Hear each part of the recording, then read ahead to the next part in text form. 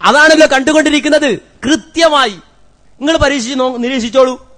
ഇവിടെ ഇസ്ലാമിക വിരുദ്ധ ശക്തികൾ ഇസ്ലാമിനെ തകർക്കുവാൻ വേണ്ടി, പ്രത്യേകിച്ച് നമുക്കറിയാം 13, 14 നൂറ്റാണ്ടുകൾ, ആ നൂറ്റാണ്ടുകളിൽ ഇവിടെ നടന്ന 2 നൂറ്റാണ്ട് കാലം നീണ്ടുനിന്ന കുരിശുയുദ്ധം.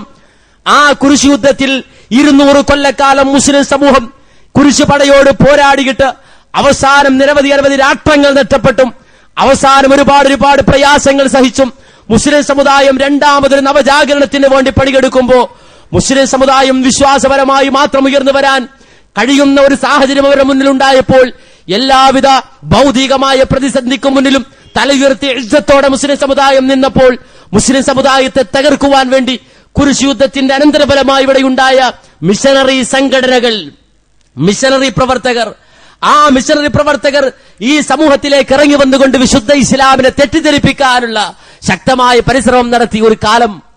ആ സമയത്ത് ലോകത്തിന്റെ മുക്കുമൂലകളിലേക്ക് കടന്നു ചെന്നുകൊണ്ട് ഇസ്ലാമിക വിരുദ്ധമായ ആശയങ്ങൾ പ്രചരിപ്പിച്ച് മുഹമ്മദ് നബിയെ ആക്ഷേപിച്ച് വിശുദ്ധ ഖുർആനിനെ ആക്ഷേപിച്ച് വിശുദ്ധ ഇസ്ലാമിനെ അപഹസിച്ചുകൊണ്ട് ഈ കൊച്ചു കേരളത്തിന്റെ മുക്കുമൂലയിലടക്കം വിശുദ്ധ ഇസ്ലാമിനെ ചോദ്യം ചെയ്തുകൊണ്ടും അപഹസിച്ചുകൊണ്ടും മിഷനറി പ്രവർത്തകന്മാർ കടന്നു വന്നപ്പോൾ ഉത്ബുദ്ധരായ അല്ലാഹുവിന്റെ ദീനെ സ്നേഹിക്കുന്ന സ്വാത്വികരായ പണ്ഡിതന്മാർ രംഗത്ത് വന്നിട്ടുണ്ട്. നമുക്കറിയാം ഒരു കാലഘട്ടത്തിൽ സയ്യിദ് സനാഉല്ലാഹ് മക്തി തങ്ങളെ പോലെയുള്ള നവോത്ഥാന നായകന്മാർ രംഗത്ത് വന്നു. മിഷനറി പ്രവർത്തകന്മാർ നടത്തിക്കൊണ്ടിരിക്കുന്ന നീചമായ നടപടിക്കെതിരെ അദ്ദേഹം ഒരു കൈയിൽ ഖുർആനും മറുകൈയിൽ ബൈബിളും ഉയർത്തിക്കൊണ്ട് പടപൊരുതി. ഇല്ലേ, സയ്യിദ് സനാഉല്ലാഹ് മക്തി തങ്ങൾ ക്രൈസ്തവ പാദ്രിമാർ ഇസ്ലാമിനെതിരെ നടത്തിക്കൊണ്ടിരിക്കുന്ന ആരോപണങ്ങൾക്ക് അദ്ദേഹം മറുപടി പറഞ്ഞു. സയ്യിദ് സനാഉല്ലാഹ് മക്തി തങ്ങൾ വാദപ്രതിവാദങ്ങളിലൂടെ, ഖണ്ഡന പ്രഭാഷണങ്ങളിലൂടെ, പുസ്തകരചനയിലൂടെ ഇസ്ലാമിക വിരുദ്ധമായ പ്രവർത്തനം കാഴ്ചവെക്കുന്ന മിഷനറികൾക്കെതിരെ ശക്തമായി പോരടിച്ചപ്പോ അന്നും സിയോണിസ്റ്റ് ശക്തികൾ മുസ്ലിം സമുദായത്തിന്റെ മുന്നിലേക്ക് ഇറക്കിയത് സമൂഹത്തിലെ അന്ധവിശ്വാസങ്ങൾക്കും അനാചാരങ്ങൾക്കും പച്ചക്കൊടി കാണിക്കുന്ന പൗരോഹിത്യത്തെയായിരുന്നു. അതുകൊണ്ടാണ് ആ സയ്യിദ് സനാഉല്ലാഹ് മക്തി തങ്ങൾ അങ്ങനെ പടയോട്ടം നടത്തിക്കൊണ്ടിരുന്നപ്പോ കുറച്ച് ആൾക്കാർ വന്നിട്ട് പറഞ്ഞു, സയ്യിദ് സനാഉല്ലാഹ് എന്ന് പറയുന്ന ആള് കാഫിറാണെന്നാ പറഞ്ഞത്. സയ്യിദ് സനാഉല്ലാഹ് കാഫിറാണ്, പിന്നെ പ്രശ്നമില്ലല്ലോ, മുസ്ലിം അല്ല, കാഫിറാണെന്ന് പറഞ്ഞു സയ്യിദ് സനാഉല്ലാഹ്. സയ്യിദ് സനാഉല്ലാഹ് മക്തി തങ്ങൾ ഒരു പാദ്രിയുമായി വാദപ്രതിവാദം നടത്തിക്കൊണ്ടിരിക്കുകയാണ്. ഒരു സ്റ്റേജിൽ വാദപ്രതിവാദം നടത്തിക്കൊണ്ടിരുന്നപ്പോ സംഭാവനയോ വേണ്ട രൂപത്തിൽ ശരിക്ക് വിലയിരുത്തപ്പെട്ടിട്ടില്ല. നിങ്ങൾക്കറിയാമോ, 18ാം നൂറ്റാണ്ടിൽ ഇന്ത്യയിലെ ബ്രിട്ടീഷ് ഗവൺമെന്റ് സ്റ്റേറ്റ് സ്പോൺസേർഡായി ക്രിസ്തുമത പ്രചാരണം ആരംഭിച്ച സമയത്ത് അതോടൊപ്പം തന്നെ മുസ്ലിം സമൂഹത്തിന്റെ ജീർണാവസ്ഥയെ മുതലെടുത്തുകൊണ്ട് സ്വാമി ദയാനന്ദ സരസ്വതി എന്ന് പറയുന്ന മനുഷ്യൻ, മഹാപണ്ഡിതൻ, അദ്ദേഹം ആര്യസമാജം എന്ന സ്ഥാപനമുണ്ടാക്കുകയും മുസ്ലിങ്ങളെ ഹൈന്ദവവൽക്കരിക്കുവാൻ വേണ്ടി പിടിച്ചുകൊണ്ടുപോയി നദിയിൽ മുക്കി ഹൈന്ദവവൽക്കരിക്കുവാൻ വേണ്ടി പരിശ്രമിക്കുന്ന ഒരു സംഘമുണ്ടാക്കുകയും അതിന് തന്നെ ശുദ്ധി സംസ്ഥാൻ എന്ന പേരിൽ ഒരു പ്രത്യേകമായി ഇതിനുവേണ്ടി തന്നെ ഒരു പ്രത്യേക വിങ് രൂപീകരിക്കുകയെല്ലാം ചെയ്ത സമയത്ത് ബ്രിട്ടീഷുകാർ ഉള്ള മുസ്ലിങ്ങളെ ശിഥിലീകരിക്കുവാൻ വേണ്ടി അവർ രൂപം കൊടുത്ത മെയ്ഡ് ഇൻ ബ്രിട്ടൻ ആയിട്ടുള്ള ഒരു പ്രവാചകൻ അവതരിപ്പിച്ച സമയത്ത് മിർസാ ഗുലാം അഹമ്മദ് ഖാദിയാനി എന്ന് പറയുന്ന പ്രവാചകൻ, പടച്ചോന്റെ അടുത്തുനിന്നുള്ള വഹിയല്ല, ബ്രിട്ടൻ എന്ന് വഹി കിട്ടിയിട്ടുള്ള പ്രവാചകൻ അവതരിപ്പിച്ച സമയത്ത് ഈ 3 ഇസ്ലാം വിരുദ്ധ ശക്തികൾക്കെതിരെയും ഒരേ സ്വരത്തിൽ ഒരേ ശബ്ദത്തിൽ എഴുന്നേറ്റുന്ന ഒരു മഹാപണ്ഡിതൻ ഉണ്ടായിരുന്നു ഇന്ത്യയിൽ. നമ്മൾ ആ പണ്ഡിതനെ പോലും മറന്നു, കാലം കുറയൊന്നും ആയിട്ടില്ല. സയ്യിദ് സനാഉല്ലാഹ് അമൃതസരി എന്നായിരുന്നു ആ പണ്ഡിതന്റെ പേര്. നമുക്കറിയാമോ, പണ്ഡിതനെ കുറിച്ച് കേട്ടിട്ടുണ്ട്. സയ്യിദ് സനാഉല്ലാഹ് അമൃതസരി എന്ന പണ്ഡിതൻ ഈ 3 തരത്തിലുള്ള ഇസ്ലാം വിരുദ്ധ ലോബികൾക്കെതിരെയും ശബ്ദിച്ചു എന്ന കാരണത്താൽ മാത്രമല്ല അദ്ദേഹം വിസ്മരിക്കപ്പെട്ടത്, മറിച്ച് അതോടൊപ്പം തന്നെ അദ്ദേഹം മുസ്ലിങ്ങളോട് നിങ്ങളൊന്ന് മുസ്ലിമാകുന്നു പറഞ്ഞു. വേറൊരു തെറ്റും അദ്ദേഹം ചെയ്തില്ല. അതുകൊണ്ട് വിസ്മരിക്കപ്പെട്ടു. അദ്ദേഹത്തിന്റെ രചനകൾ ഇന്നും അത്ഭുതമുണ്ടാക്കുന്നതാണ്. ഇതുവരെ ഞാൻ അടിവരയിട്ടുകൊണ്ട് തന്നെ പറയട്ടെ, ഈ സ്വാമി ദയാനന്ദ സരസ്വതിയുടെ സത്യാർത്ഥ പ്രകാശം എന്നൊരു പുസ്തകമുണ്ട്. ഒരു ശക്തമായ രചനയാണ്, ശക്തമായ രചന. ഈ സത്യാർത്ഥ പ്രകാശത്തിൽ 14 സമുല്ലാസങ്ങളാണ്, 14 അധ്യായങ്ങൾ. അദ്ദേഹം സമുല്ലാസം എന്നാണ് അതിന്റെ പേരോട്. അതിൽ 14ാമത്തെ സമുല്ലാസം ഇസ്ലാമത ഖണ്ഡനമാണ്, ഇസ്ലാമിനെതിരെയുള്ള വിമർശനങ്ങളാണ്. ഈ 14ാമത്തെ സമുല്ലാസത്തിന് ശക്തമായ മറുപടി നൽകപ്പെട്ട ഒരൊറ്റ ഗ്രന്ഥവും ഇന്ന് വരെ ഉണ്ടായിട്ടില്ല ഈ സയ്യിദ് സനാഉൽ അമൃതസരിയുടെ ഹക്ക് പ്രകാശൻ എന്ന പുസ്തകമല്ലാതെ.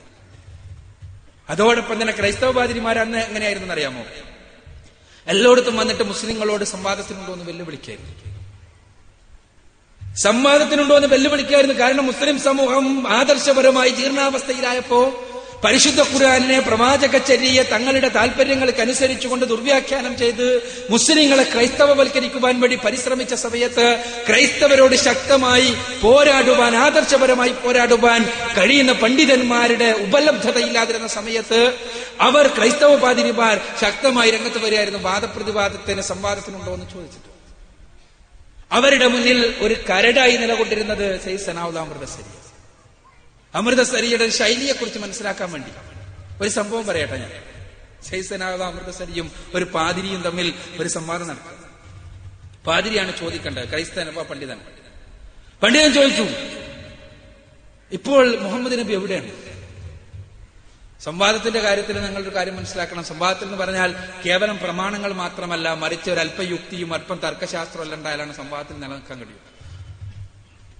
മുഹമ്മദ് നബി എവിടെയാണെന്ന് ചോദിക്കുമ്പോൾ തന്നെ നമുക്ക് മനസ്സിലാകണം ഈ ചോദ്യത്തിന്റെ ഉത്തരത്തിൽ നിന്ന് എങ്ങോട്ടാണ് പോകുന്നത്. അപ്പോഴാണ് ചോദ്യത്തിന് ഉത്തരം പറഞ്ഞാൽ കൃത്യമാവുള്ളൂ. സയ്യിദ് സനാഉൽ അമൃതസരിക്ക് മനസ്സിലായി എങ്ങോട്ടാണ് പോകുന്നത്. സനാഉൽ അമൃതസരി മറുപടി പറഞ്ഞു, പടച്ചോന്റെ അടുത്താണ്, ദൈവത്തിന്റെ അടുത്താണ് മുഹമ്മദ് നബി. ശരി, മുഹമ്മദ് നബിയുമായി ദൈവത്തിന് ആശയവിനിമയം നടത്താൻ പറ്റുമോ എന്നാണ് അടുത്ത ചോദ്യം. തീർച്ചയായും മുഹമ്മദ് നബിയുമായി ദൈവം ഉദ്ദേശിച്ചാൽ അവന് ആശയവിനിമയം നടത്താൻ ഒരു പ്രയാസമില്ല.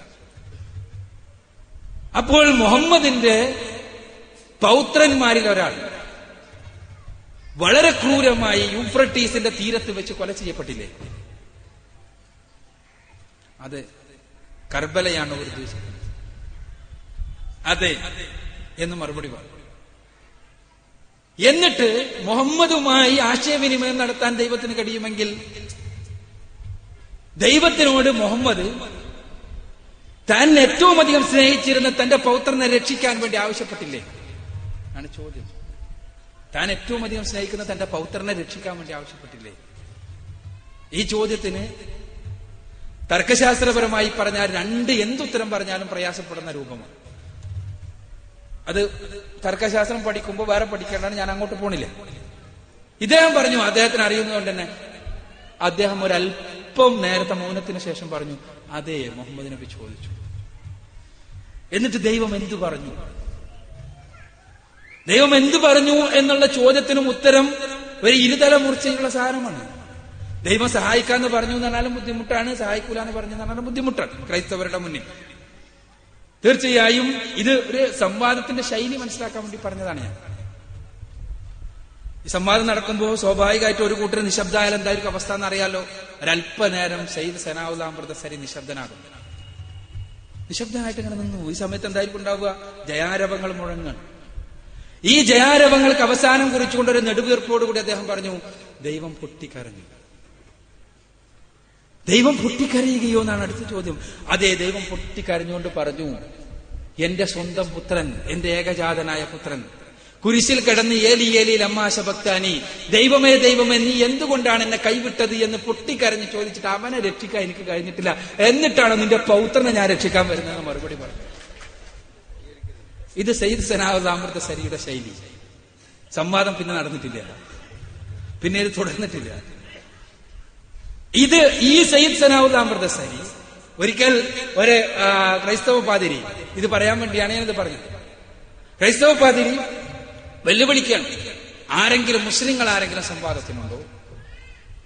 ഈ സമയത്ത് കുറിയ സയ്യിദ് സനാഉൽ അമൃതസരി സ്റ്റേജിലേക്ക് കടന്നു വരുന്നു. അതെ, ഞാൻ തയ്യാറാണ്. ഉടനെ തന്നെ പാതിരി തന്റെ ലോഹയുടെ പോക്കറ്റിൽ നിന്ന് വലിയൊരു കടലാസ് കഷ്ണം എടുക്കുന്നു. എന്നിട്ട് ഇന്ത്യയിലെ മുസ്ലിങ്ങൾ അംഗീകരിക്കുന്ന 40 പണ്ഡിതന്മാർ ഒരേപോലെ ഒപ്പിട്ട ഒരു ഫത്വയാണ്. എന്താ? സയ്യിദ് സനാഉൽ അമൃതസരി കാഫറാകും. അതാണ് ഫത്വ. എന്നിട്ട് അദ്ദേഹം പറഞ്ഞു, ഞാൻ നിങ്ങളെ വിളിച്ചിട്ടില്ല, ഞാൻ മുസ്ലിങ്ങളെയാണ് വിളിച്ചത്. താങ്കളും ഞാനും ഒരേപോലെയാണ് ഈ മുസ്ലിങ്ങളുടെ മുന്നിൽ. താങ്കളും അമുസ്ലിമും ഞാനും അമുസ്ലിം. അമൃതസരി വിടുമോ? അമൃതസരി പറഞ്ഞു, അതെയോ അങ്ങനെയാണോ? ശരി, അഷ്ഹദു അല്ലാ ഇലാഹ ഇല്ലല്ലാഹു അഷ്ഹദു അന്ന മുഹമ്മദ് റസൂലുള്ളാഹ്, ഞാൻ മുസ്ലിം ആയിരിക്കുന്നു, ഇനി നമുക്ക് തുടങ്ങാം. ഇത് ഞാൻ പറഞ്ഞത് ഈ തമാശ ആസ്വദിക്കാൻ വേണ്ടിയല്ല. മറിച്ച് ഈ മഹാപണ്ഡിതനെ കാഫറാക്കുക എന്നുള്ള ജോലിയായിരുന്നു അന്ന് പലപ്പോഴും നമ്മുടെ സമുദായത്തിനുണ്ടായിരുന്നത്. നമ്മൾ തിരിച്ചറിയാൻ വേണ്ടിയാണ്. ഇത്തരം ഒരു സാഹചര്യത്തിലാണ് സയ്യിദ് സനാഉല്ലാഹ് അമൃതസരി അഹ്ലെ ഹദീസ് എന്ന പ്രസ്ഥാനത്തിന് രൂപം നൽകിയത്. അദ്ദേഹമാണ് അഹ്ലെ ഹദീസ് പ്രസ്ഥാനത്തിന്റെ തുടക്കക്കാരൻ. മുസ്ലിങ്ങളോട് നിങ്ങളൊന്ന് മുസ്ലിങ്ങളാകുമെന്ന് പറയാൻ വേണ്ടിയാണ് അഹ്ലെ ഹദീസ് പ്രസ്ഥാനം. കേരളത്തിലും ഇതേപോലെയുള്ള സാമൂഹ്യ അന്തരീക്ഷം, കേരളത്തിൽ അവിടെ ഒരു സയ്യിദ് സനാഉല്ലാഹ് അമൃതസരി ആയിരുന്നെങ്കിൽ ഇവിടെ ഏകദേശം അതേ കാലത്ത് തന്നെ സയ്യിദ് സനാഉല്ലാഹ് മക്തി തങ്ങൾ ഉണ്ടായിരുന്നു. സയ്യിദ് സനാഉല്ലാഹ് മക്തി തങ്ങൾ ഇതേപോലെ തന്നെ ക്രൈസ്തവ പാതിരിമാരോട് ശക്തമായി സംവാദങ്ങളിൽ ഏർപ്പെട്ടിരുന്ന, ശക്തമായി പുസ്തകം എഴുതിയിരുന്ന മഹാപുരുഷൻ.